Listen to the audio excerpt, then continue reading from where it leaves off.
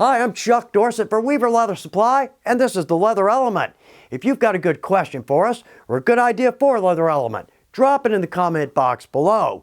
Also, if you want to know when our videos release, just click your notifications. You'll know exactly when these come out. So if you've seen any of our videos, you might be under the impression that I like spots. Just a little bit. But my favorite shape here, the diamond spot. These look good on the period projects, and they look great on a gun belt. Now, there's a little bit of a trick to setting these. We're going to start there. Then after that, let's brainstorm. Let's see what we can do with these. Most likely, we're going to be setting these spots by hand. If there's a hand setter for the diamond spots, I'm not familiar with it. There is a throat and an anvil, but it's for equipment, and that's going to be expensive. But they're just as easy to set as our round spots. So with our round spot, like we do in just about every video, we've got to mark where we want our spot. I'm going to straddle that and press the tines in, okay? I know exactly where the tines need to be. But when we jump over to a diamond spot, we've got two issues. Well, first off, our tines are at an angle. But secondly, they're actually offset. If you've ever tried to set these and they're always crooked, that's very frustrating. But we're going to fix it. So I've got two cross hatches here. Right here, I'm just going to put a mark there. That's where I want my spot. We're going to pretend these aren't here. We're just going to see how the spot lines up, top to bottom and left to right. So there's no good camera shot for this, but I'm going to do my best. So typically, let's just drop our spot in. Good. Okay, I've got my two tine marks. Let's take a small cardboard pallet.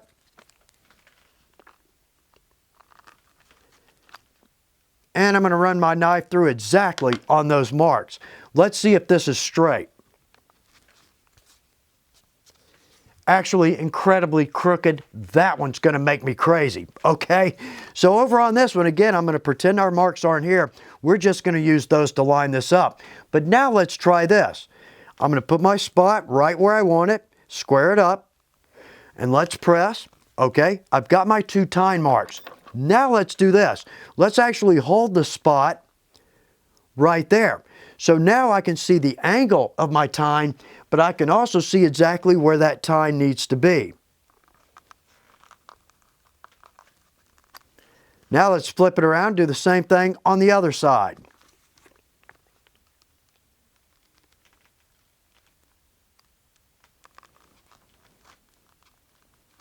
Good. Let's see if this is square. And there we go, almost exactly. So let's just use the spot itself to show us where the tines need to land. Okay, we've got the feel for that. Let's step over to our pattern table. Let's talk about some design possibilities. We've just recently added the diamond spots to our inventory. In fact, so recently, I don't even have good projects yet. We're going to work on that in the very near future. But we're not going to let it stop us either. Let's just play with these, see what happens. So right here, a gun belt I made years ago. The diamonds work on anything Western. Always looks good.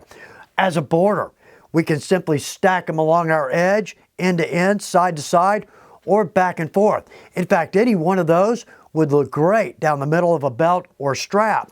Now, when I get some new spots in, a new shape or new size, what I'm going to do is I'm going to cut some tines off.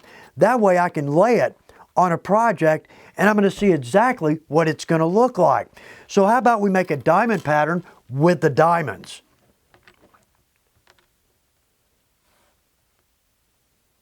And one more right there alone. So many ways we can go with that. Yeah, I'll try to get a better shot of this, but I'm worried all these are just going to slide off. Well, that has got all kinds of application possibilities. Okay, how about this? Let's just do 4 point to point. Well, that's a cool little design. That could certainly go in a number of places.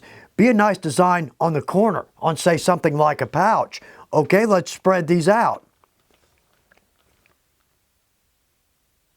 And use these in conjunction with other spots. Actually, that's starting to look pretty cool. Yeah, there we go. I'll do my best. But how about we take it out of the center and put our round spot on the points? And we could actually spend another hour just playing with our spots, just like our stamps. That's one of my favorite things. Let's pull out what we've got. Let's see how it comes together. There's no telling what we're going to find. Now, I want to keep on this for another hour, but let's keep moving. So right here, we've seen this in the past. This is just wet formed on a block, and there's the outcome. Well, I've dropped in some small spots here, but what I would really like to do, let's drop in some diamonds on our wet form diamonds. Now that is a cool concept. Yeah, they're sliding off. We don't get the full effect, but that's pretty cool. And also other leathers. Chromes, absolutely, we can add spots to, but these are going to look good on just about any leather, absolutely. Okay, there's one more possibility. Let's step back over to our punch table. I bet we saw this one coming, the combination of spots and stamps. Well, right off the bat, I love that design. Very unique, very creative. Right here, we could drop in just some simple camos, almost a nuance of a design around our spot. That's the wire side of our barbed wire set. Most any geometric will be able to work in around spots. And right there, even a simple meander. Maybe not the best choice here, but nonetheless, so many possibilities. Now, these spots have been in my shop such a short amount of time, I really haven't had the opportunity to dive into this, but I cannot wait to pick up a couple of stamps, a couple of spots. Who knows what's going to happen? Even something as simple as a small diamond spot can send us in all kinds of creative directions. Welcome to Leathercraft.